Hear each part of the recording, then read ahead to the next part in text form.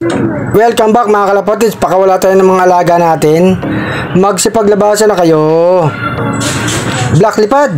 Ayaw nyo pang lumipad ha. Kailangan nyo pang bugawin ha. Ayan, lumipad na mga kalapatids. May naiwan pa dito. Lipad na. Hawak ko si Flavio mga kalapatids. Pinakawalan to kanina, pero nakauwi na. Lipad na. Alak ng gubat. Beautiful RC. Gusto nyo ba bugawin pa kayo ha? Mga tinatamad lumipad ha. Ayan, lumipad na mga kalapatids. Yeah! Padrino, Batek, lipad. Lumipad na si Batek. Si Padrino susunod yan mga kalapatids. Eto nga ang weather. Mabuti hindi umulan. Nakapagpalipad tayo ng mga ibon. Medyo malakas lang ang hangin mga kalapatids. Oh no! Kailangan nilang rumunta para mabatak naman ang kanilang mga katawan. At saka yung dalawang ibon natin tinitraining.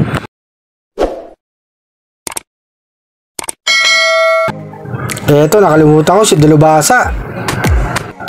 Lipad na Dalubasa, anak ni Padrino. Andito na rin si Dalubasa mga kalapatids. Papasok na yun si Black oh. Gusto pumaris kay Dalubasa. Binabara ko pa. Pasok na Dalubasa. Si Padrino pumasok na mga kalapatids. Ayan, si Dalubasa pumasok na. Isara natin tong pinto mga kalapatids. Andyan na rin ang babaeng Stitchelbot mga kalapatids. Papasok na yan. Tatalo na yan. Ayun na mga kalapatids, lalapit na yan. May pagkain na sa loob. Talo na, babaeng Stitchelbot. Tumalo na mga kalapatids. Bigyan ko na ng pagkain si Batek. Kain na Batek. Si Padrino, andyan na yan mga kalapatids. Ayan, pumasok na uli. Isara ko na tong pinto. Wow!